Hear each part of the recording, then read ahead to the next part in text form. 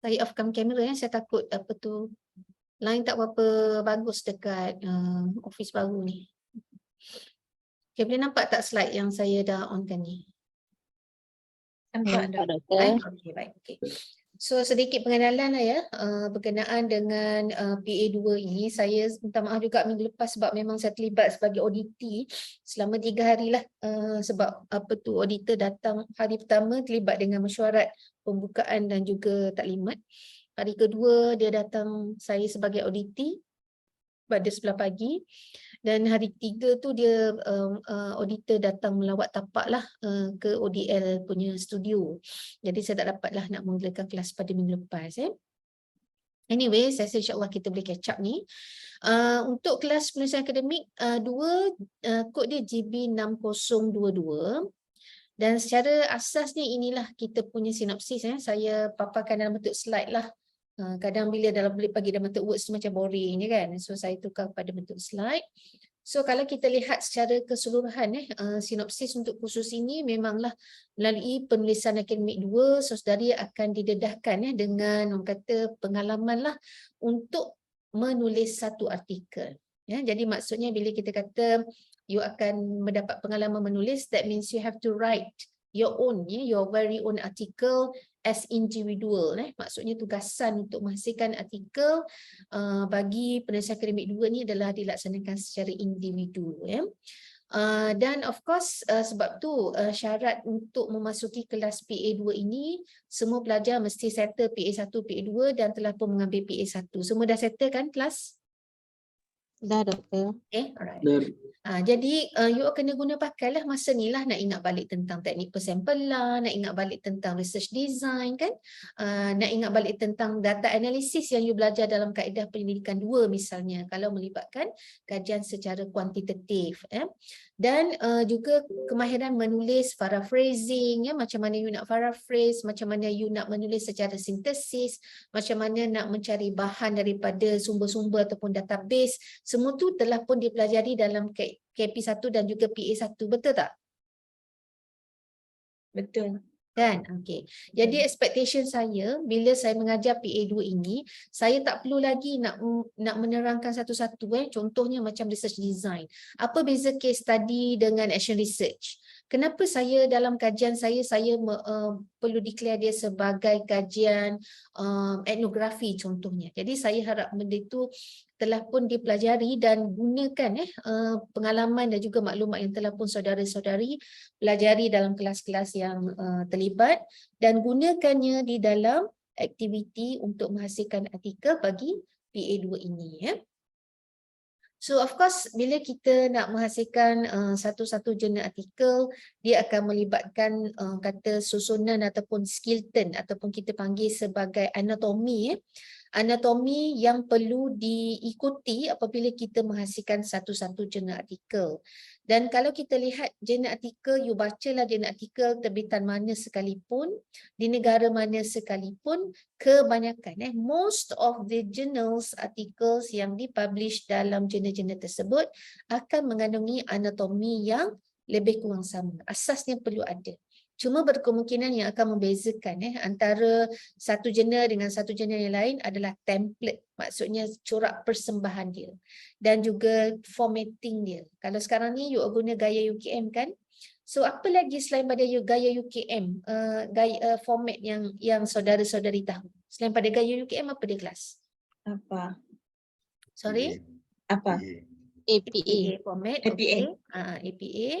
Kita ada Chicago style, kita ada Harvard style, macam-macam banyak sebenarnya dalam berpuluh-puluh style lah.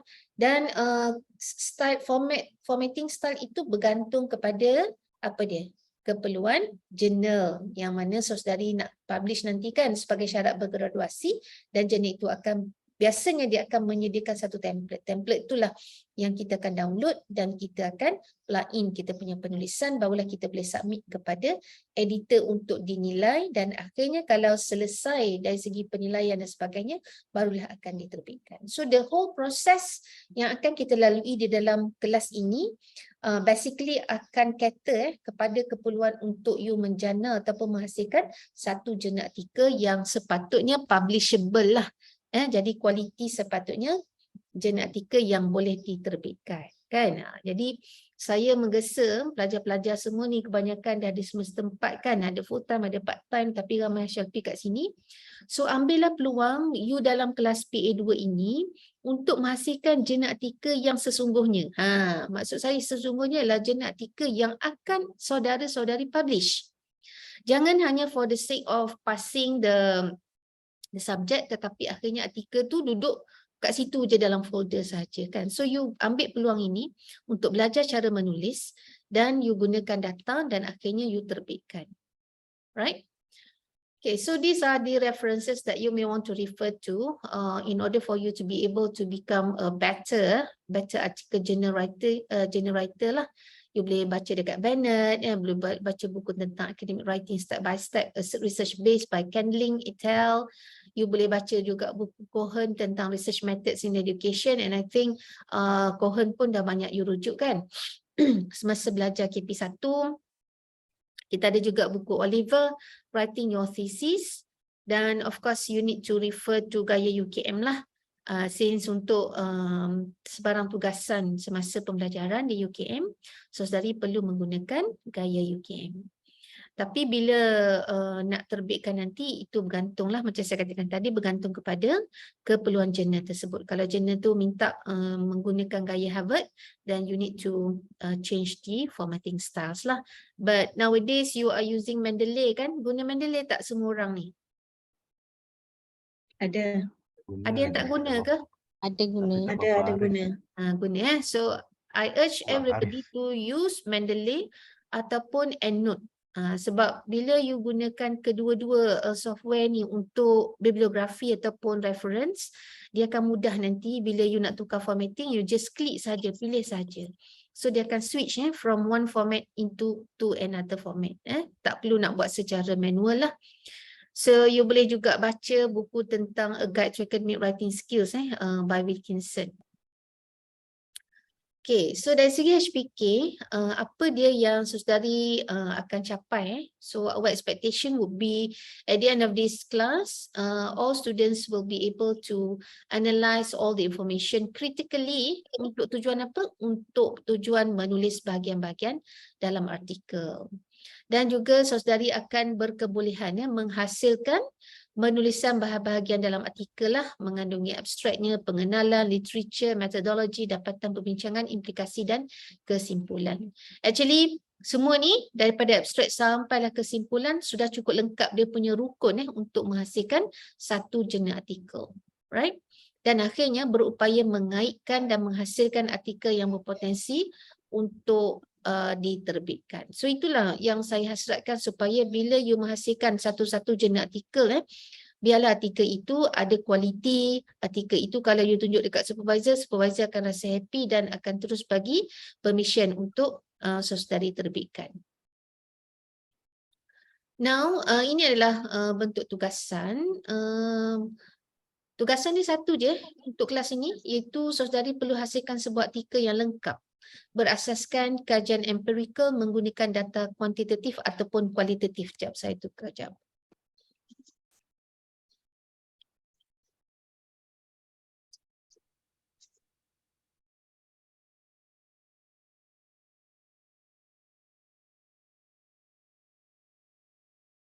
Okay, tak semestinya. Tetapi satu yang saya perlu tekankan ialah untuk PA2 ni kelas you akan hasilkan paper yang berbentuk research paper tau, yang original research paper, meaning that kita kan ada dua jenis penulisan kan, satu dalam bentuk conceptual paper, yang kedua dalam bentuk original research paper. So apa yang saudari perlu hasilkan dalam PA2 ni adalah berbentuk original research paper.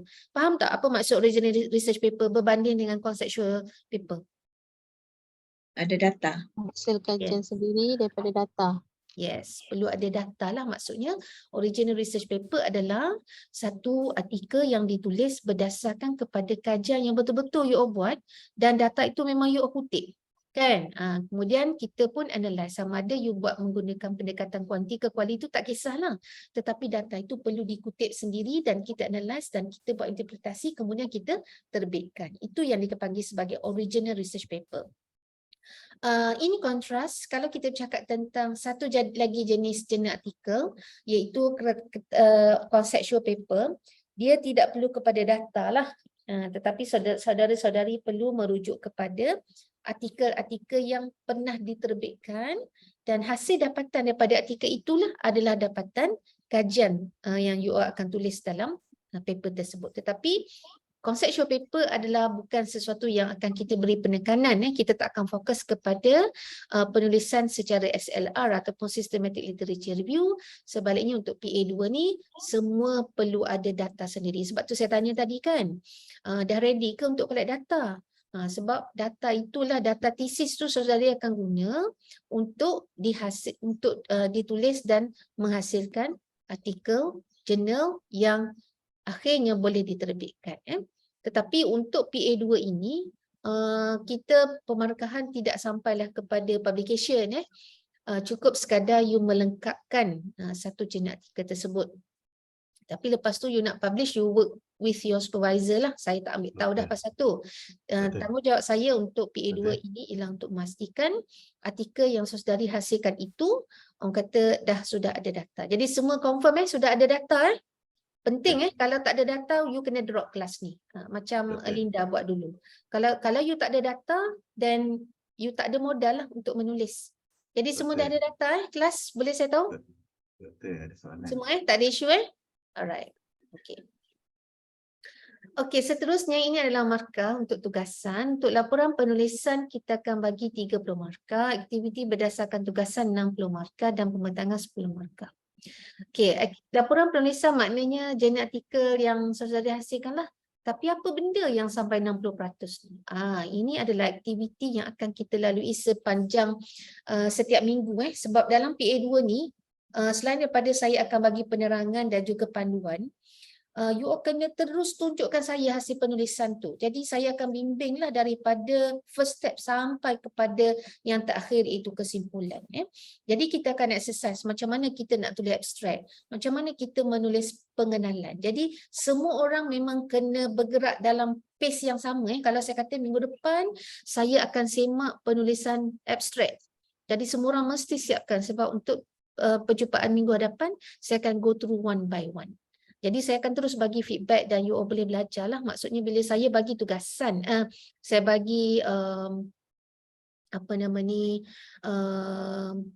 komen kepada rakan-rakan, hak lain pun akan boleh belajar. So saya harap kita dapat kita dapat membangunkan kapasiti dan juga kemahiran untuk menulis lah, berdasarkan daripada komen-komen, contoh-contoh yang baik, contoh-contoh yang perlu diperbaiki. Itu semua akan menjadi modal kepada penghasilan tugasan yang baik untuk semua pelajar. Alright. Okey, aku malah ada tanya dekat chat ni, nak tanya untuk kajian kuali kuanti berapa orang sampel minimum diperlukan. Ini soalan ni you perlu tanya masa you belajar KP1 ni. Macam saya katakan tadi, saya tak sempat dah nak bagi syarahan secara mendalam, tapi at least nanti saya akan sentuh juga sikit sebanyaklah nanti. Tapi tak apa Kemas, saya tak jawab dulu soalan ini. Tunggu bila kita masuk bahagian metodologi. Is that okay with you? Sebab kalau saya cerita hari ni takut nanti dah lupa pula kan, tak boleh nak relate. Okay. So, aktiviti berdasarkan tugasan ini saya akan bagi 60 markah dengan melihat kepada keaktifan dan juga involvement daripada semua pelajar. Ada setengah-setengah pelajar, bila saya kata, okey minggu depan saya nak tengok methodology section. Daripada 10 orang, ada 2 orang tak menulis ataupun tak ready dengan metodologi. So pada minggu tu dia tak dapat markah lah.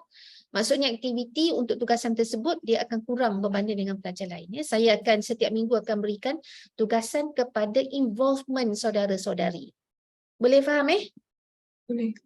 Jadi you memang PA2 ni you memang kena ikut pace. Kalau saya kata minggu depan saya nak tengok yang ni, you kena buat. Sebab kalau tidak saya tak boleh nak ni lah, saya tak akan patah balik. Contoh macam kita dah sampai metodologi tapi pelajar ni dia belum tulis apa-apa, dia minta saya bagi komen daripada abstrak. Saya tak akan buat macam itulah ya. Saya akan hanya mengikut kalau you hantar, you ready, by the time you ready kita dah masuk bahagian dapatan, saya hanya komen bahagian dapatan sahaja. Yang sebelum-sebelum tu saya tak akan komen. So bergantunglah, kalau you menulis dengan baik, maka baiklah. Kalau you menulis dengan cara yang tidak tepat, maka markah tu akan berkurang. So fair and square, boleh setuju semua kelas Setuju. Setuju Alright. Okay. So begitulah, dan finally you will have a presentation in which you'll be presenting your actual ataupun completed journal article. Okay, so tu kita akan bagikan markah sebanyak 10%. Dan sebelum saya terlupa kelas, kita juga ada sebenarnya allocation mark for turning in. Biasa guna turning in kan? Biasa. Okay, jadi sama jugalah untuk tugasan ini. Kita akan berikan markah untuk turning in. Dan bukan semua orang akan dapat 5%. Sebab 5% ni adalah bagi peratusan similarity yang kurang daripada 10%. Kalau you punya similarity sampai 29 hingga 30, mungkin saudari akan dapat 1 atau 2 markah sahaja. Nanti saya akan tunjukkanlah bagaimana pengiraan kita. So make sure that bila you dah run turning in tu, tengok balik kat mana similarity. Kalau similarity lebih pada 10, you need to do something lah. Kalau you nak dapat 5 markah untuk allocation bagi turning in punya apa nama ni markah. Kejap saya nak tutup pintu sekejap, bising ada orang buat kerja kat dalam.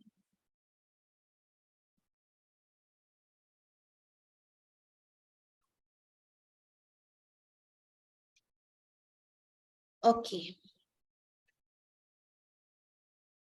Ini antara topik-topik yang saya akan cover lah ya, tentang apa maksud jurnal, artikel jurnal dan apa beza dengan proceeding ya. Sedikit tentang carian jurnal yang saya rasa semua pun dah pernah ikut kelas di PTSL kan kelas? Semua dah ikut kan masa KP1? Ya. Ya? Linda seorang, lihat lain macam mana? Ingat lagi tak cara macam mana nak cari dekat PTSL tu? Menggunakan database, you boleh guna JETP yang teks penuh tu, semua ingat Alright, okay. So saya tak akan ulang banyak Saya sebab kita dah kata tadi apa yang you belajar KP1, KP2 dan PA1 sudah memadai sebenarnya untuk menjadi sandaran lah kepada asas untuk saudari menulis dan juga mencari bahan.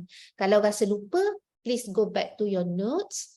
Tengok balik dan juga refresh baliklah maklumat dan juga kemahiran tentang tajuk-tajuk tersebut, right? Okay, kita sentuh sikit tentang indexing body, kemudian kita akan tengok tentang template dan instruction untuk authors dan jenis-jenis penerbitan. Kita ada juga persediaan sebelum menulis, anatomi artikel dan juga apa dia tips penulisan bahagian dalam setiap artikel. Dan ini kita akan buat pembentangan lah hasil penulisan individu. Okay.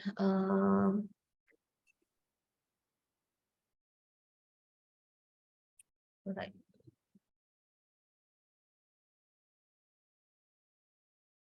Ya.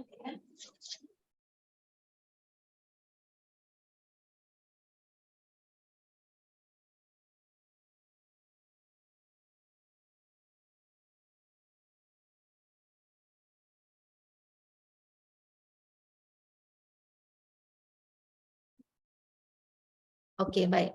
Sebelum tu kelas apa dia bila kita sebut tentang jurnal artikel, apa maksud jurnal artikel? Apa yang kita maksudkan dengan jurnal artikel kelas? Jurnal artikel ni doktor bukan dia yang maksudnya yang bila dipublish di apa di yang macam yang apa istilah nak cakap bukan terkenal, maksudnya tempat-tempat yang high bukan, maksudnya begitu kan doktor? Kalau artikel saja ni dia belum dipublish secara rasmi, macam mana doktor nak cakap istilah dia tu yang jurnal artikel yang belum dipublish secara rasmi tu apa? Proceeding ke jurnal? Jurnal. Jurnal tu ialah penulisan yang you tulis dalam mana-mana jurnal lah, dan perlu ditulis secara complete. Tu tak berapa tepat tu kalau kata tak berapa complete lagi tu. Di dalam jurnal dia penulisan tu biasanya akan dipanggil sebagai berwasit. Istilah berwasit. Ataupun di review lah, perlu ada review. Jadi kalau contoh macam you all tulis paper kan untuk kelas PA2 ni, lepas tu paper tu akan you pilih satu journal untuk you hantar. So you hantar melalui sama ada sistem, biasanya ada sistem untuk penghantaran ataupun submission, atau mungkin setengah-setengah jurnal masih menggunakan email. So you need to be aware lah apa sistem yang digunakan. So you hantar kepada jurnal tersebut. Siapa yang akan mula-mula melihat submission kita adalah chief of editor, ketua editor. Ketua editor ni bila dia dapat you punya submission, dia akan go through. Oh, tengok. Ni tajuk ni sesuai tak dengan skop ataupun dengan bidang dalam jurnal dia. Kemudian tengok pada tajuk ni berkaitan tak dengan skop penulisan jurnal. So kalau berkaitan, dia akan hantar kepada mana-mana editor yang berdaftarlah dengan jurnal tersebut untuk dinilai. Jadi reviewer ataupun penilai yang dilantik akan baca, dan biasanya penilai ni akan dia bagi masa lah, sama ada 2 minggu ke sebulan ke kan. Dan setengah-setengah tu dia akan bagikan kata peringatan lah, reminder kepada penulis-penulis ataupun reviewer ini untuk memastikan mereka membacalah. Dan selain pada membaca, of course penilai akan memberikan suggestion ataupun cadangan untuk menambah baik penulisan tersebut. So akan berlaku proses tambah baik berdasarkan komen lah daripada penilai. Okay. Selalunya maksimum lama penilai ni akan ambil sebab saya dah hantar artikel, I think more than 2 months already. Masih 0/6 review.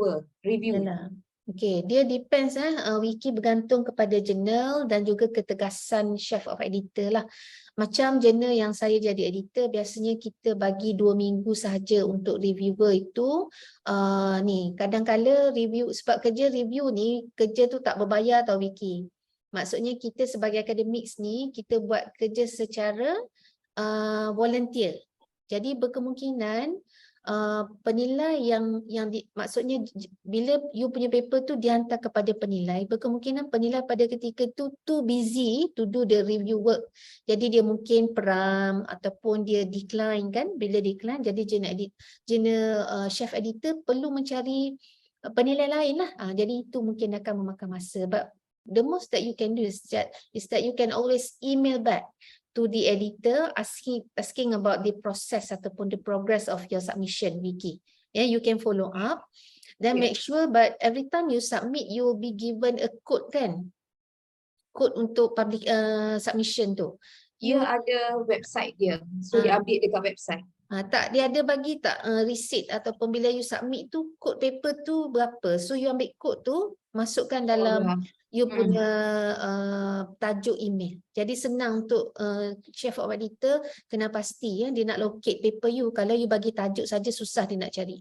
You bagi kod, biasanya dia akan bagi kod lah. Okay, so selepas kita buat tambah baik, biasanya dia proses ni boleh go back and forth. Back and forth. You boleh submit. You boleh kejap staff saya masuk kejap. Waalaikumsalam.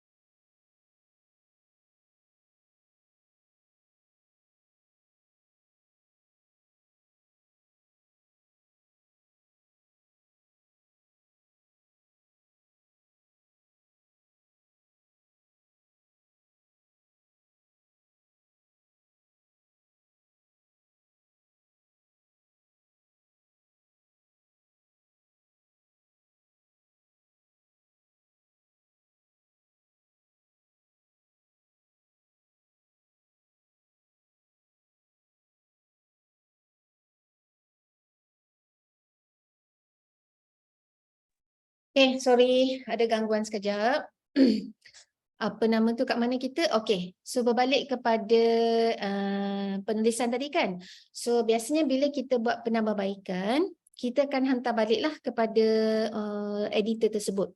So editor akan tengok ataupun kepada penilai. Kalau penilai puas hati, barulah dia akan hantar kepada editor mengatakan bahawa paper ini telah pun melalui proses penambahbaikan dan mengikut spek ataupun standard yang diharapkan oleh penilai lah, dan barulah paper kita itu boleh diterbitkan. Jadi kelas, all in all, apa yang kita maksudkan dengan penulisan ataupun penerbitan di jurnal artikel adalah penulisan yang melalui proses macam ni lah. Ya, dan jurnal adalah himpunan nama-nama jurnal tu yang mengandungi ada volume dia, ya, dia ada volume dan penerbitan dia untuk setiap bulan dan sebagainya, dan bagi setiap satu itu dia akan mungkin ada beberapa jurnal artikel yang akan diterbitkan untuk satu apa nama ni tempoh yang diperlukan.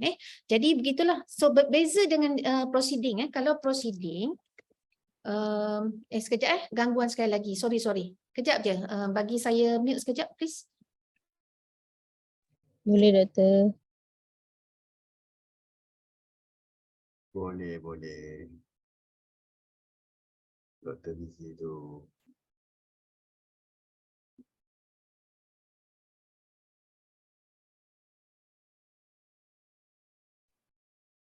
Rahim, apa khabar? Alhamdulillah sihat. Macam mana, okey ke? Apa dia? Macam mana, okey ke? Macam ni lah. Macam ni lah kita. Macam dengan kita tu. Bila combo? Entahlah kau bila. Pasal tu ambing lagi ni. Ni hari ni 18 Ramadan kan? Ya. Ramadan. Alhamdulillah. Ustazah Asinda tu nak konvo tu. Doa. Kita nak combo semua dengan kawan-kawan. Ya Allah. Ya Allah. Ya Allah, hebat sahabat-sahabat Ana ni. Ustaz Rahim hebat, Kak Linda hebat. Allah, malu Ana. Ustaz Azinda dah data Azinda. Ustazah. Baru proses Ustaz. Baru saya ambil data SEM ni. Siap data dah dia. Mana Dia ada nak- siap data, baru proses. Tapi insyaAllah lah aku harap sempat lah sebelum habis PA ni kan, PA 2 ni. Yalah. Alhamdulillah. Selamat Hari Raya Aidilfitri. 10 hari, lebih kurang. Balik kampung Ustaz. Ustaz memanglah di sana dah kan. Azinda balik Kedah ha. Taklah Ustaz, sini je raya kat Sabah. Oh, balik Kedah ha. Tak balik lah Ustaz, sini je. Kampung kat sini. Oh, dia orang Sabah. Sabah Jadi, tu. jadi orang Sabah je. Hebat Melaka. Ada. Nak pergi Mantap. nak pergi KL berapa kali nantilah habis belajar dulu lah. Ustazah, saya hantar mesej dekat Telegram tak dapat pun. Saya hantar mesej kat Ustazah kat Telegram, tak boleh. Iya Dia ke? belok nombor Ustaz Rahim tu. Eh, Dia blok Ustaz Rahim. Belok lah. Belok dah Ustaz. Doa. Tak habis belajar lagi belok dah. Mana ada. Ada nak cakap satu ni. Nanti send saya dulu lah. Takut saya tak boleh send kau orang. Sekejap saya telur. Forward Saya sikit. tak ni. Okey, Forward sikit ni. kelas sorry ya. Ada gangguan sebab bukan apa dia bangunan kita orang ni dia baru pasang apa tu tinted tapi tersalah spek. Itu yang diorang datang check balik tu.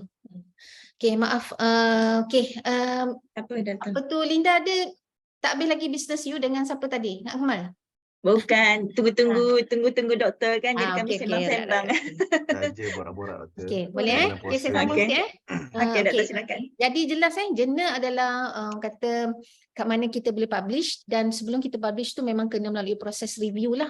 You kena tambah baik, maknanya itu lebih tara lah kan pembetulan, sebab setengah-setengah jurnal dia akan memastikan yang penulisan kualiti itu sesuatu yang publishable. Kalau tidak, dia akan kata memberikan impact lah kepada integriti jurnal tersebut.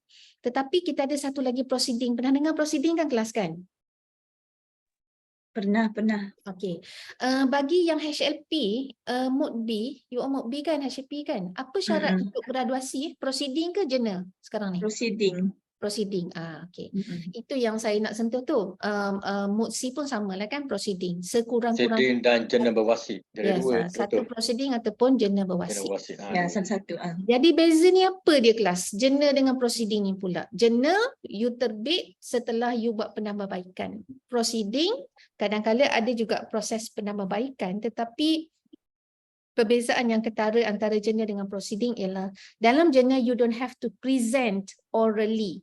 Tapi dalam proceeding ni biasanya dia dikaitkan dengan conference. Ya. Kan, ataupun seminar.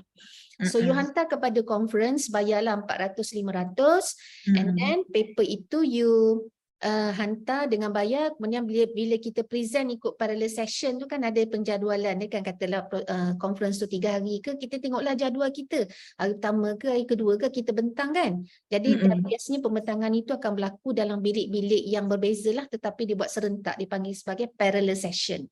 Jadi kita pun bentang, orang pun dengar, orang pun bagi feedback apa semua, bla bla bla, habis-habis kita balik, kita pun akan dibekalkan dengan satu himpunan ataupun a compilation of the articles yang telah pun dibentangkan di sepanjang 3 hari conference tersebut, dan itu dikatakan dipanggil sebagai proceeding. Ya, jadi proceeding adalah satu himpunan artikel-artikel yang telah dibentangkan dalam mana-mana conference.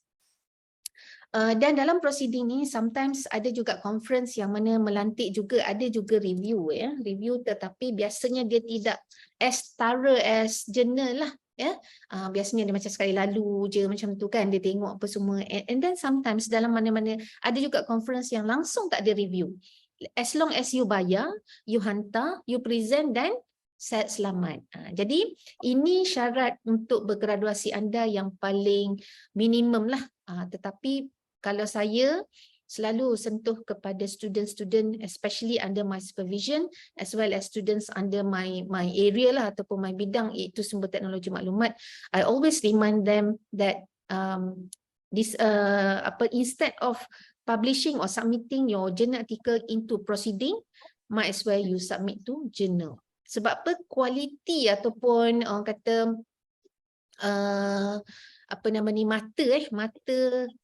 merit untuk penulisan ataupun penerbitan di jurnal jauh lebih baik berbanding dengan proceeding. Kecuali sekarang ni dah ada juga proceeding yang indeks by beberapa indexing body. So jelas perbezaan antara jurnal dengan proceeding. Boleh jelas kelas? Jelas. Okey, baik. Okay. So saya nak sentuh sikit alang-alang, saya dah buka whiteboard ni. Saya nak cerita tentang kita ada indexing body tau. Apa maksud indexing body?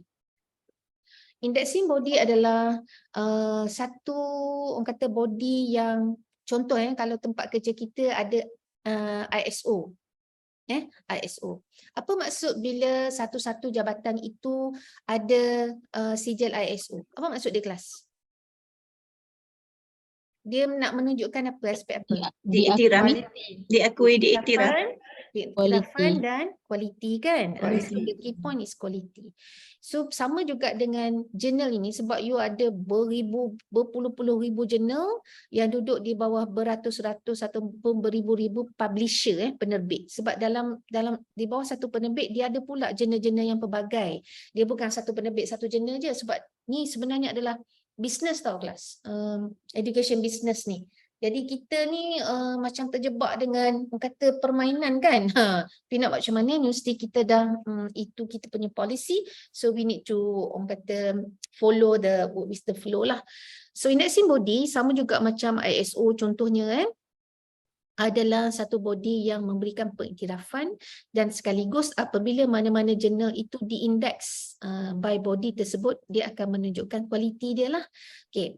So for your information, there are hundreds of indexing bodies yang ada yang memberikan kata pengiktirafan ataupun penarafan kepada jurnal-jurnal artikel yang ada di seluruh dunia ini.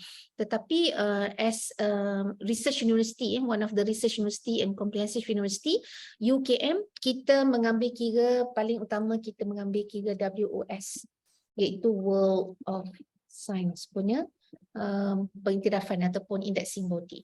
So kalau nanti saya akan tunjuk kat mana kita nak tengok sama ada jurnal itu diindeks under WOS ataupun tidak. Yang kedua, kita juga mengambil kira jurnal yang disenaraikan di bawah Scopus, ya, diindeks by Scopus. Dan yang ketiga adalah di bawah ERA lah. So for your information, kita hanya play around these 3 indexing body. Kita ada banyak lagi Clarivate, kita ada Ulrich, kita ada Google Scholar dan sebagainya, tu semua kita tak main. Jadi ask your supervisor, and I believe that everybody in UKM will be telling you the same, or the kata same wavelength lah, the same kata direction. Sebab kita dalam UKM kita hanya memandang World of Science, Scopus dan juga ERA. So if you want to go further, maksudnya alang-alang kan, you all pun dah dapat HLP kan, buat kajian pun secara menyeluruh, ada supervisor, ada pula Viva dan sebagainya, dan tentulah kualiti penulisan dan juga penyelidikan yang sesudah dilaksanakan itu pada tahap yang terbaik, ya. Sebab apa? Sebab dah ada supervisor yang membimbing. Dah lah ada pembimbing, ada pula pembacanya kan. Jadi might as well daripada you all hantar dekat proceeding, baiklah terbit di jurnal. Tapi ada juga pelajar yang dia nak challenge themselves, dia kata proceeding saya submit juga sebagai orang kata jaminan lah untuk bergraduasi kan, sebab ni syarat minimum, tak salah pun. Tetapi dalam masa yang sama, dia juga menghantar dapatan kajian itu dalam bentuk artikel yang cantik melalui PA2 ni, dia hantar ke jurnal. Kan, jadi dia dapat 2, tak rugi pun kan. Jadi maksudnya I think better for you to have a kata deep talk dengan your supervisor, and then saya pasti daripada nama-nama supervisor yang you sebut ni, Ustazah Khadijah lah, Dr. Effendi, ya, apa nama tu, Dr. Isa dan sebagainya ni, tentulah ada duit-duit grant, grant, research grant. Jadi biasanya kalau saya pun, student saya kalau dia manage to get through and then publish their papers dalam Scopus, memang saya tak minta dia orang bayar. Saya akan guna duit research saya sebagai satu kata-kata si kepada usaha mereka kan. Dan sebenarnya indirectly, apabila saudari dapat menerbitkan dalam jurnal-jurnal Scopus ataupun WAS ni, 2 ni lah yang biasanya kita bagikan tumpuan, UKM pun akan dapat mata dari segi MyRA. Mata dari segi pengiktirafan MyRA. Okay, jadi of course we cannot blame the games of academic institutions in Malaysia. In fact, this is actually the game being played by all institutions in most of the countries in the world. Jadi kita flow with the flow, macam saya katakan tadi. Jadi but of course dalam PA2 ini saya tidak katakan bahawa markah hanya saya bagi kepada paper yang telah publish, tidak. Tugas saya hanya habis setakat bila saudari dah settle dengan penulisan, saya terus bagi markah. Whether it is publishable or not publishable, or whether you think it is suitable for you to publish somewhere, that thing needs to be discussed with your supervisor lah. You kena bincang dengan supervisor lah, kat mana nak submit kan dan sebagainya. And one more thing, secara etiknya, walaupun saya ni mengajar you all untuk penulisan PA2 kan, kalau tengok secara keseluruhan memang ada sumbangan lah, saya membantu, tetapi you don't have to put my name masa you nak buat publication bersama dengan supervisor nanti. Sebab keberadaan saya dalam penghasilan tugasan bukan sebagai research partner, tapi sebagai lecturer yang bertanggungjawab untuk mengajar. Jadi tanggungjawab saya, KPI saya untuk you hasilkan jurnal artikel saja. So saya tak akan, I will never ask you to put my name sebagai author dalam paper. After all, you tak seorang pun bukanlah supervisor saya kan, kecuali ada kat sini supervisor saya, maka nama saya perlulah, sebab syarat untuk you bergraduasi adalah menulis bersama siapa kelas? SB. Dengan SV. kan? Dengan SV. Okey. Tapi saya SB. simpati jugalah ada kelas-kelas yang mana pensyarah PA2 paksa letak nama dia sebagai penulis. So itu sangat-sangat tidak beretika. So please spread this information to your fellow friends. Kalau ada pensyarah PA2 yang force kata saya ada contribution, bullshit sorry lah, puasa-puasa ni pun. Jangan bagi pensyarah PA2 letak nama dia sebagai sebahagian daripada penulis, kecuali kalau supervisor you kata masuklah nama Dr. A, B, C ni sebab dia membantu, okey. Tapi kalau pensyarah PA2 yang minta you masuk nama dia, itu sangat-sangat tidak beretika, and I don't think it's a good practice by pensyarah di Fakulti Pendidikan. So please spread this information secara etikanya. Jelas kelas ya? Jelas. Alright. Okay, Jelas, so Doktor. habis tentang itu, saya nak tunjuk contoh lah. Sorry lah, saya emotional sikit sebab saya tak suka benda-benda yang macam tu mengambil kesempatan di atas pelajar. Okay, saya nak tunjukkan, ini contoh kelas salah satu daripada jurnal artikel. Yang saya bagi contoh dalam bidang saya je lah nanti you dalam bidang peringkat Islam ke, bidang kata apa tadi, pengukuran penilaian, preschool dan sebagainya, you need to find your own journal article lah yang sesuai dengan bidang. So this is actually one of the journal articles yang saya dilantik menjadi editor sekejap, okay.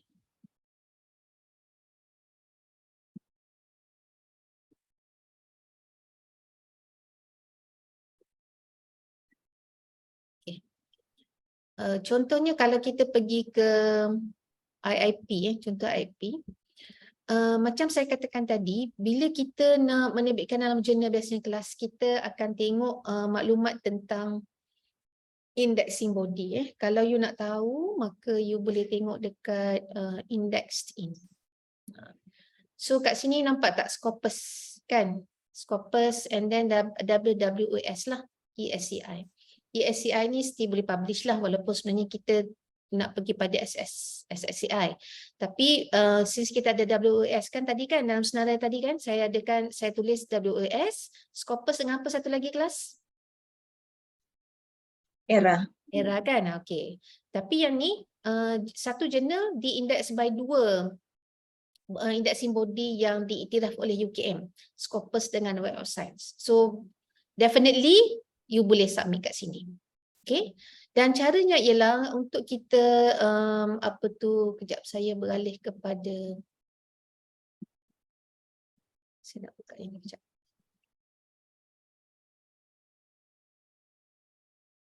Nampak tak saya beralih kepada ijazah ni?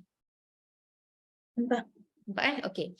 So ni juga salah satu daripada jurnal yang mana kalau you nak publish, antara perkara yang you perlu tengok ialah dari segi pertama sekali indexing tadilah.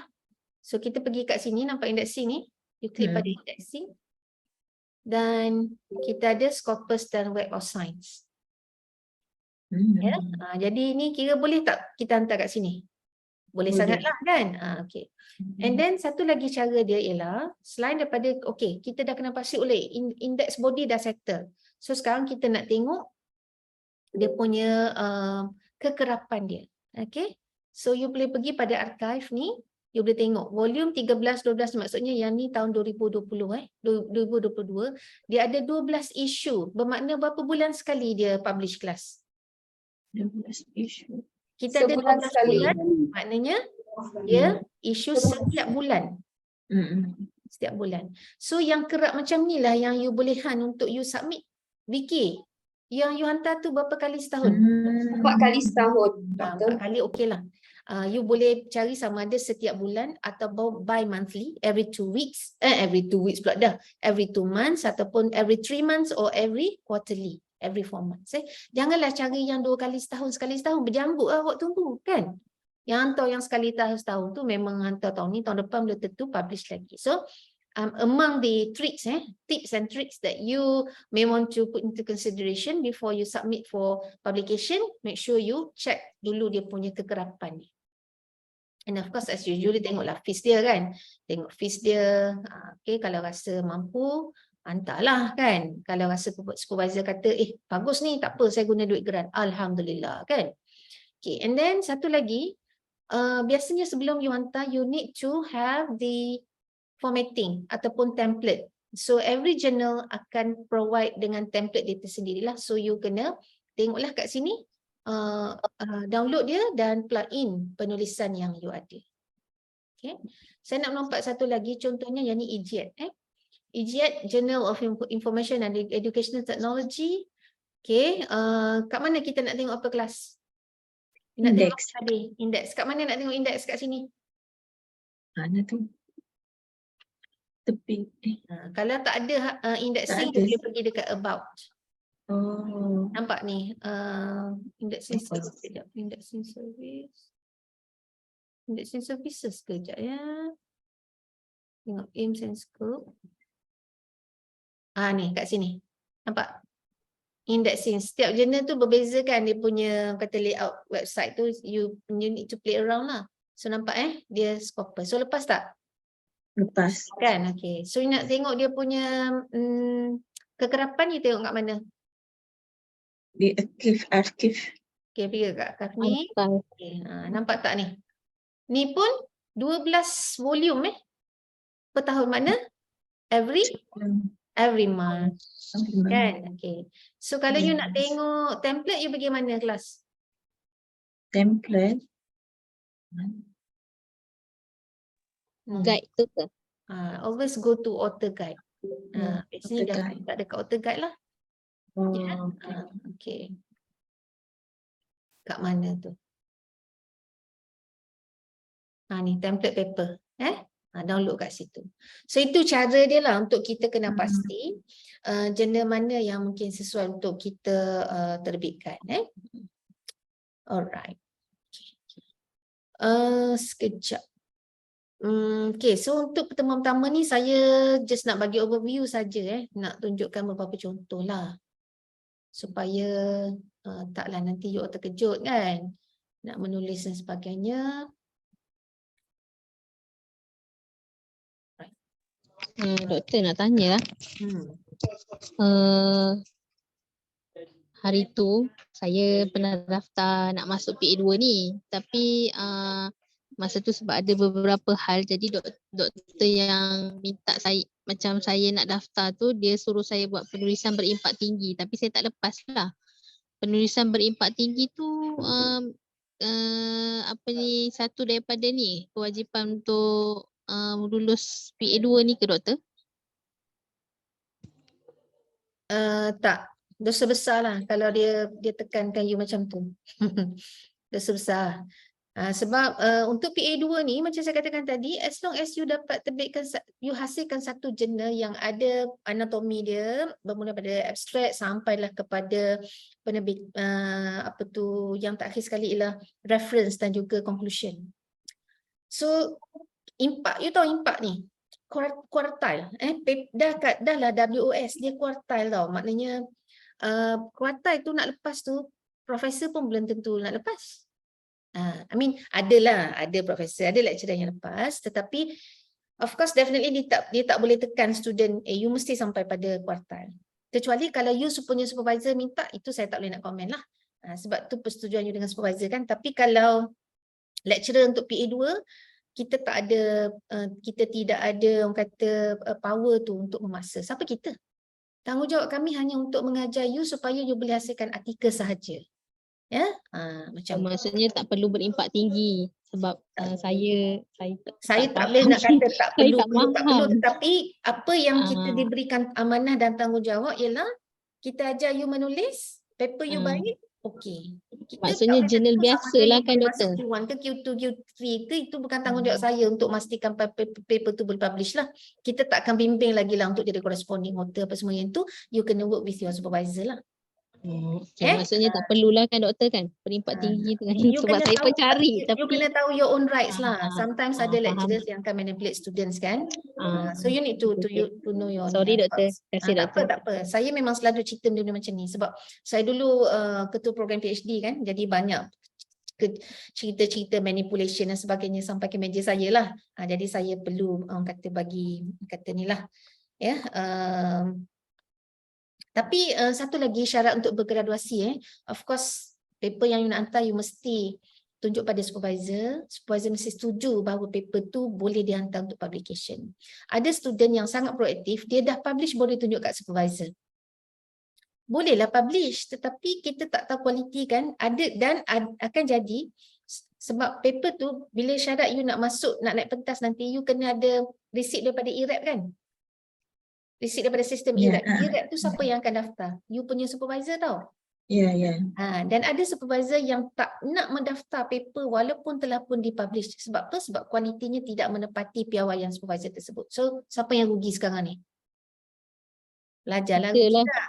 You dah hantar publish, letak nama supervisor kat situ tapi you tak pernah consult dengan supervisor.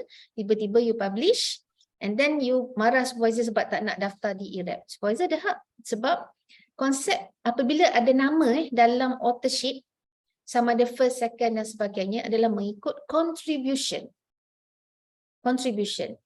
Kalau supervisor, ni biasa dalam PhD, kalau supervisor kita ada 2 ataupun 3 supervisor, contohnya dalam PhD lah, you master seseorang ni kan. Supervisor kedua langsung tidak memberi contribution. You tak boleh letak nama dia. Kalau you tak letak nama dia tak boleh nak marah. Sebab apa? Konsep dalam penulisan, setiap nama yang ada dalam senarai authors adalah mereka yang menyumbang. Jadi kalau tidak menyumbang, macam mana kita nak letakkan? So we are talking about ethics di dalam akademik. Ni kan pada Masya jawab lah esok kan. Kita pun macam, kita duk cakap pasal riba lah, kita makan duit haram lah apa kan. Ini pun kita pembonceng gratis yang tidak tepat, yang tidak bagus. So jawab sendirilah. Tapi you have to know your own rights. Don't let yourself to be manipulated by anybody. Okay? Tapi supervisor kalau kata nak push you, pergi Q1, Q2, itu antara you dengan supervisor lah. Supervisor boleh membimbing. Tapi dia tak boleh kata, apa nama ni, Asnawi you kena publish Q1. Macam mana cara pun saya tak tahu, janji you publish Q1. Itu dah tak boleh. Sebaliknya supervisor mesti sit down together, let's do this together. Then okay. Itulah tugas supervisor kan, supervise. Okay. Ni dah lagi tajuk dah. Okay. Ada soalan lain setakat ni? Doktor, yang Q1 kuartal tu apa doktor? Dia macam tier lah. Tier dalam WOS ni dia ada kuartal. Kuartal tu masuk, kalau jurnal-jurnal tu yang duduk di bawah Q1, macam kita lah, sekolah SBP, sekolah berprestasi tinggi, macam tu lah kan. Sekolah harian biasa, macam universiti research university, macam UKM antara tier 1 lah. Kualiti universiti tertinggi bersama dengan universiti yang lain tu. Macam universiti lain, universiti swasta misalnya yang ni mungkin duduk di kuartal yang rendah. Maksudnya Q tu adalah, sebab bila publication, bila sebut Q1, dia punya citation, dia punya reference akan tinggi. Ni apa tu, kepentingan untuk researcher lah sebenarnya, untuk lecturers lah kan, untuk supervisor you lah. Bila dia publish dekat Q1, indirectly paper tu akan banyak di-cited, akan banyak disitasikan, orang rujuk. Jadi bila tinggi rujuk, dia punya rank dia dalam WOS tu makin tinggi lah. Jadi itu saya katakan maknanya you tak boleh dibebankan untuk kepentingan individu yang lain. Tetapi you sebagai pelajar perlu diberikan pengalaman untuk menguasai kemahiran tersebut. Tapi bukan sampai mendera lah. So know about your right lah. Okay, boleh lagi ke? Ataupun kita mungkin rehat dalam 10 minit. Saya pun dah kena dekat, memang tak boleh minum air pun. Tapi dah rasa nak ke bilik sebelah sekejap. Nak jumpa PA saya sekejap. Kita rehat 10 minit sebelum kita stop. Boleh Ya, doktor, boleh. Alright. So ini contoh dia, paper yang saya terbitkan tentang pengetahuan teachers preparedness in integrating pedagogy, content and technology knowledge. Dan saya nak tunjukkan adalah anatomi ataupun struktur yang perlu ada dalam satu-satu artikel kalau kita nak terbitkan dia dalam mana-mana jurnal. So macam saya katakan tadi, dia punya anatomi ni ataupun bahagian-bahagian segmen-segmen yang perlu ada dalam jurnal artikel, kebiasaannya dia standard saja untuk semua jurnal artikel all over the world. Cuma tinggal lagi mungkin susunan dia, formatting tu ada sedikit berbeza lah. Ada yang combine findings dengan discussion, ada yang pecahkan findings, lepas tu ada satu subsection on discussion depending on the template. But overall, asasnya adalah sama saja. So anatomi, sesuatu jurnal artikel dia mesti bermula dengan tajuk lah. Saya rasa semua pun dah maklum kan, perlu ada tajuk. Dan biasanya tajuk ni rule of thumb dia more or less dia kata tidak boleh melebihi 15 patah perkataan. Dan tajuk juga mesti memasukkan ataupun memuatkan semua pemboleh ubah. Pemboleh ubah serta responden kajian kita. So dalam konteks ini responden kajian saya, kalau sekilas lalu yuk tengok tajuk ni, siapa saya punya responden kelas? Cikgu. Teacher. Kan, pre-service teachers, bakal guru, pre-service, guru-guru praktik. Okay. Dan apa yang saya ukur dan nampak variable dia, saya melihat bagaimana dia orang punya preparedness in terms of into the integration of penggunaan, mengintegrasikan pedagogi, isi kandungan serta pengetahuan tentang teknologi lah. Okay. Dan selepas itu followed by the names of authors. Okay. Kemudian perlu ada satu abstract. Abstract ni pun dia punya kebiasaannya dalam mana-mana template, kebiasaannya dia akan nyatakan bahawa abstract shouldn't exceed more than 250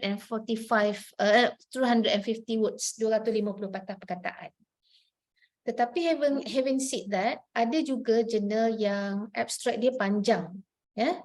Abstract dia yang melebihi daripada 250 patah perkataan. Contohnya macam paper yang ni.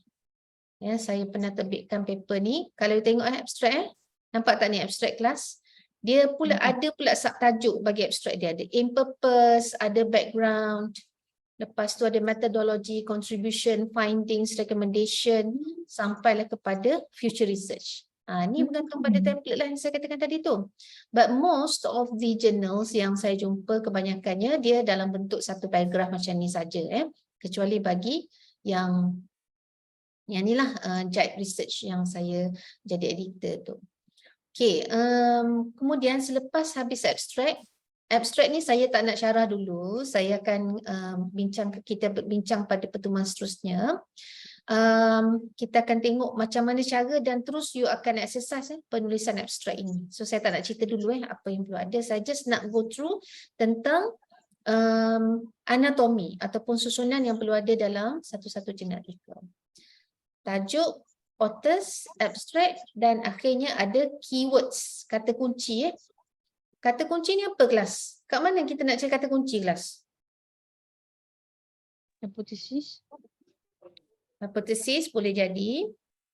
Ataupun dengan arti kata lain, bila kita sebut tentang kata kunci ni, dia menunjukkan apa dia? Apa yang terkandung dalam artikel. Tajuk kajian. You kena ambil kata kunci, contohnya teori ke, you kena ambil pemboleh ubah ke. Macam saya guna yang tadi kan teknologi pedagogikal dan content knowledge kan. So dia tentang TPAC training. Saya punya responden kajian adalah pre-service teachers. And then dalam penulisan saya juga, walaupun saya cerita tentang TPAC, tapi dalam perbincangan saya menyentuh tentang 21st century skills. Jadi wajar untuk saya masukkan kat sini. Saya masuk juga professional development dan juga professional identity. Kelas, apa pentingnya kita masuk keywords ni? Apa fungsi untuk kita masuk keywords bila kita menulis sesuatu jurnal artikel? Supaya kajian kita tidak tersasar jauh. On track. Of course, tu untuk reminder kita lah kan, self reminder. Selain daripada tu, memudahkan yang cari. nak cari. Senang orang nak cari. untuk orang lain mencari. Katalah kalau kita pun pergi dekat Google Scholar kan, you akan type, contoh you nak cari paper tentang TPAC kan, you akan type TPAC. Jadi mana-mana jurnal artikel yang dalam keywords dia ada perkataan TPAC akan muncul di dalam enjin pencarian. Jadi sebab tu penting kita mesti untuk paper kita visible, paper kita ni ditemui oleh penyelidik-penyelidik lain, maka kita perlu memilih kata kunci yang kita rasa possibly untuk orang lain akan type bila dia nak cari paper yang berkaitan dengan apa yang kita buat inilah. Kan? Jadi sebab tu penting. Kalau kita tidak faham tentang function keywords ni, kita akan main taram je lah, letak je lah kan. Tetapi dalam konteks ini kita perlu ada orang kata istilah-istilah yang menjadi satu istilah yang diterima pakai. Contoh macam professional development, professional identity. Itu antara keywords yang penyelidik di dalam bidang identity, dia akan cari professional identity. Penyelidik dalam bidang latihan, dia akan type professional development. So maksudnya akan tersangkut juga dengan paper saya ni contohnya. Sebab saya mengambil kira kata-kata kunci yang mana saya rasa bila orang cari dan dia baca paper saya, dia akan dapat something lah. But of course having said that, kita tak bolehlah simply letak je kan kata kunci hebat-hebat. Tetapi mestilah kata kunci itu mesti berkaitan lah kelas dengan apa yang you masukkan kan dalam kajian ini. Jadi kalau kita letak kata kunci tapi tidak berkaitan dengan konten dalam paper kita tu juga tidak beretika. Dia akan kata memberi masalah ataupun menyusahkan penyelidik lain. Jelas tentang kata kunci. Biasa kata kunci ni 5, 6, 3, 4, 5, 6 okey lah. Jangan terlalu banyak. Okey, so kita akan mulakan kita punya body of artikel dengan introduction. Introduction, di mana dalam introduction kita akan menceritakanlah macam you tulis bab 1 kan, perlu ada intro. So intro ni bermula dengan yang generic ke ataupun bermula dengan yang khusus kelas? Generic. Yang generic kan, yang umum, yang mana akhirnya slowly you zoom into your body context of research kan. So macam yang ni saya mulakan dengan penyataan yang easy going je. In the era of 21st century, teaching and learning has never been easier. Tak ada, maknanya sebagai pembuka bicara kan. So first ayat dia boleh menjadi penentu kepada minat pembaca kita lah. Jadi kalau kita kata ayat kita tu terlalu teknikal ataupun tidak menarik, mungkin dia akan kuranglah orang nak meneruskan pembacaan, right? So macam yang ni nampak tak ni 2, 3, 5 ni, ini bukan gaya UKM, jauh sekali lah gaya UKM tak akan diterima dalam mana-mana jurnal kelas. Kita biasa by default saya akan guna EPA, kecuali kalau diperlukan yang ni saya guna Harvard style ataupun Chicago style. So di mana kita tak tulis nama penulis kan, tapi kita numerizekan dia mengikut dia punya susunan ataupun arrangement. Not in terms of alphabetical order, tetapi berdasarkan kepada hak mana dulu muncul, dialah yang duduk nombor 1. Contoh macam ni, kalau you pergi scroll down ni untuk Harvard ni, you akan nampak K duduk depan. Sedangkan mungkin ada D itu sepatutnya duduk nombor 1 kalau ikut alphabetical order kan, tetapi guna sistem Harvard macam ni, dia bergantung kepada yang mana reference yang muncul terlebih dahulu di dalam body of text kita. So you tulis, terusnya ada introduction, ada sedikit literature review. Perlu ada literature tentang maklumat ataupun tajuk yang berkaitan dengan topik kajian kita lah. Boleh juga masukkan apa juga bentuk ni, tetapi jangan lupa perlu ada reference kepada sumber yang asal. Macam yang ni, framework ni dibangunkan oleh Mishra & Cole. So saya kena masukkan kat sini. So jangan kosong macam ni buang. Itu tidak baik etika. Biasanya editor akan patah balik kat kita lah. Dia akan minta untuk insert the reference for this framework, for example. So terangkan sedikit tentang konteks ataupun framework yang kita gunakan. Lepas tu disambung dengan metodologi. Okay, dalam metodologi as usual lah, you akan ceritakan lah sama macam you menulis bab 3 kan. Bermula dengan apa kelas bab 3? Selepas introduction bermula dengan apa? Metodologi je lah, ada metodologi. You mulakan dengan research design kan. Research design, lepas tu barulah cerita kepada populasi siapa, persampelannya siapa kan, lepas tu instrumen, kemudian data analisis dan sebagainya. So the same thing juga, you boleh tarik saja daripada bab 3, tetapi penulisan mestilah concise. Kalau dalam bab 3 kita sampai 30-40 muka surat untuk metodologi sahaja, tetapi dalam penulisan artikel you hanya compress it and then just be selective, just select the main ones, masukkan kat sini dan ditulis dalam bentuk paragraph beginilah. Dan seterusnya masuk kepada finding. So dalam template ini saya persembahkan finding terlebih dahulu, baru saya ada section on discussion and conclusion. Okay, ada mungkin jenis-jenis kalau tengok kat sini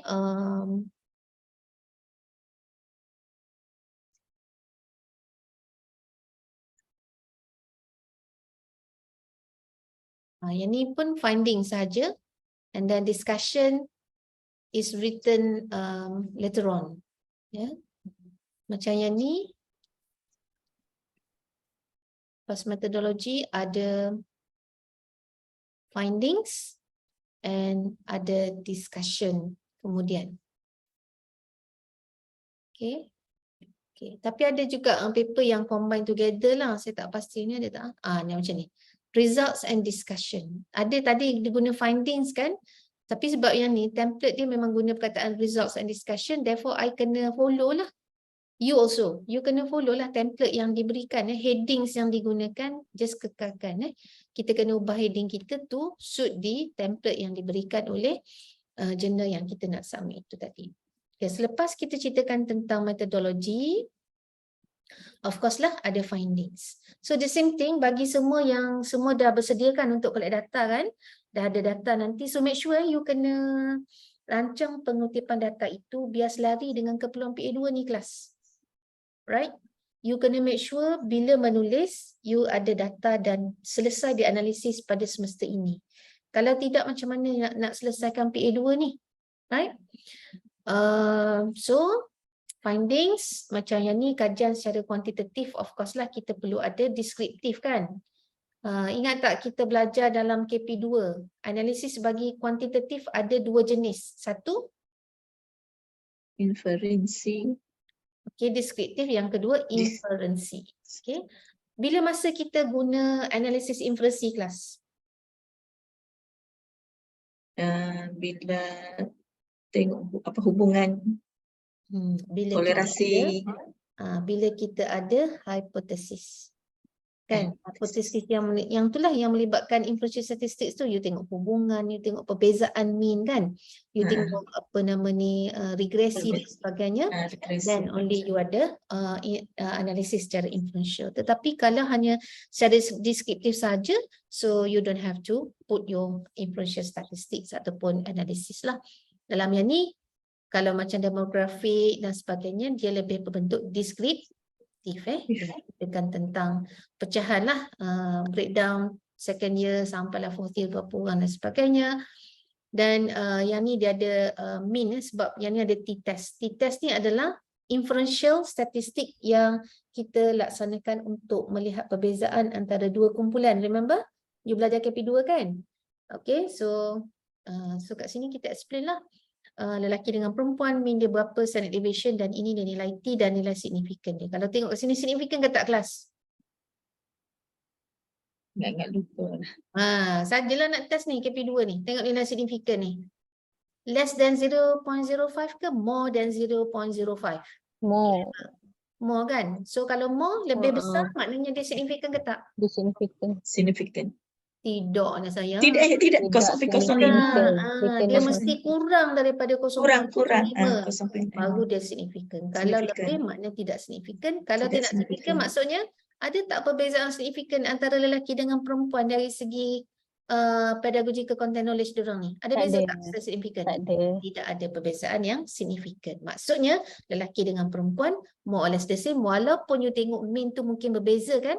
But of course by looking at the descriptive analysis, analysis lah, it's not sufficient for you to be able to declare yang perbezaan itu signifikan, sehinggalah kita run t-test kan. You buat run ni barulah you tahu bahawa signifikan ataupun tidak. So sama jugalah macam yang ni saya buatkan between groups ni saya runkan ANOVA. Sebab apa saya run ANOVA kelas? Kenapa saya tak guna t-test? Variable Ada tiga apa? variable dia Berapa kumpulan saya ada tu? 3. Ada tiga. Ada tiga kumpulan. kan? Maknanya tiga, kalau lebih daripada 2, perbezaan mean perlu dilaksanakan menggunakan ANOVA. ANOVA. Right? Macam tadi 2, lelaki perempuan saya guna t-test. Ni itu saya katakan memang awak kena, you are kena go back to your KP2, KP1, memang kena study balik lah. Saya tak mampulah nak bagi syarahan sama seperti kelas KP2 kan. Tapi untuk refresh sikit-sikit tu saya boleh lah. Sebab masa kita terhadkan, sebab saya nak menumpukan kepada kemahiran menulis. So your homework should be referring back to your notes lah, ya, untuk refresh balik apa yang pernah dipelajari. Dan dalam data saya ni juga saya ada sedikit data secara kualitatif. So dalam kualitatif ni kita biasa melaksanakan dia dalam bentuk thematic analysis kan. Ada yang buat kajian secara kualitatif tak kat sini? Boleh saya tahu? Boleh letak dekat chat. Boleh letak kat chat. Saya, Doktor. Bolehlah letak, saya nak tahu kuanti dengan kuali. Cuba type kuanti kuali. Saya nak tahu berapa orang buat kuanti, berapa orang buat kuali.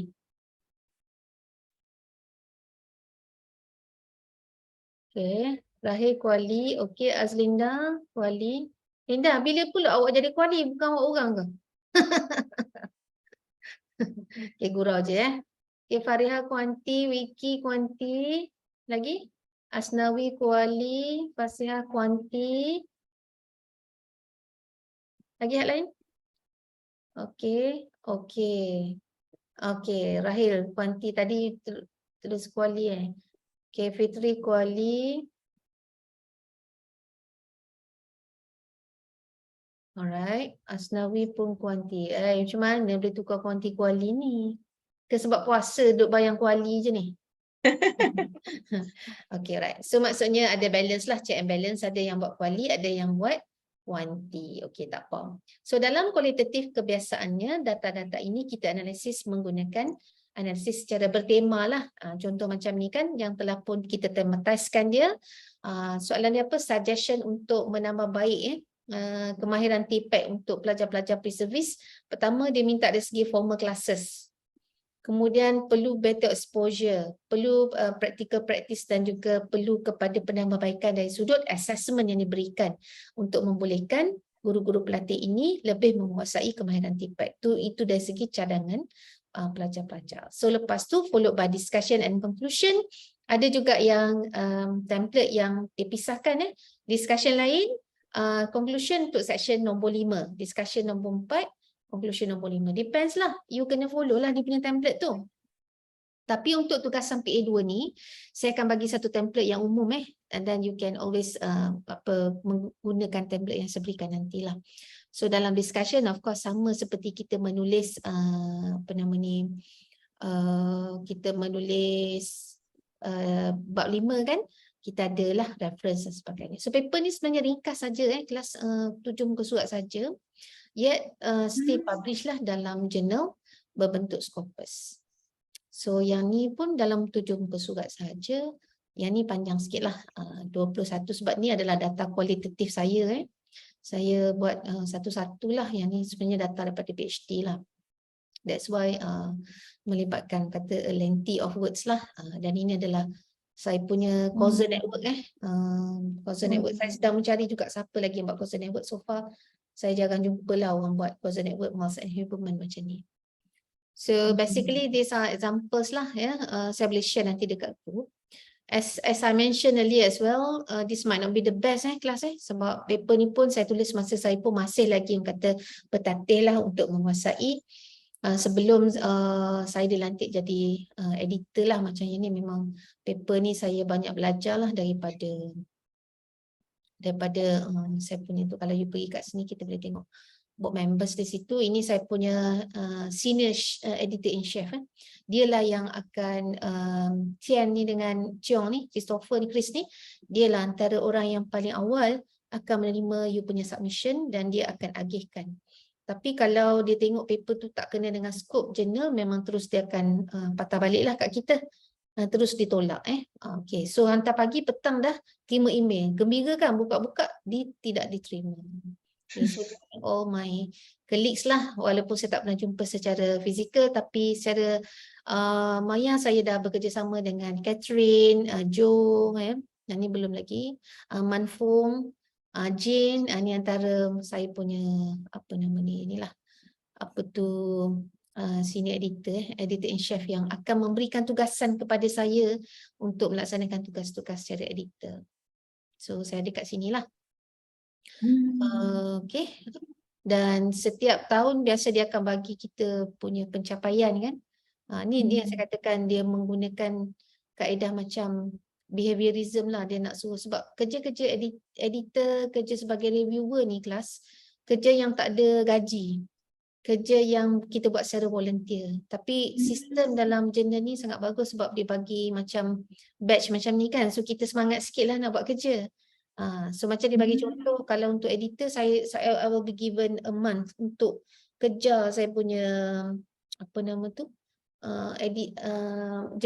reviewer kan.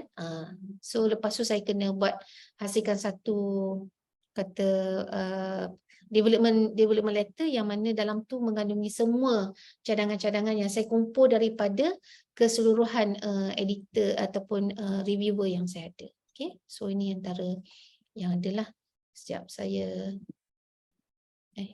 betul tak saya stop share pula. Okay, just untuk tunjuk kepada you all tentang, tapi ni saya tak boleh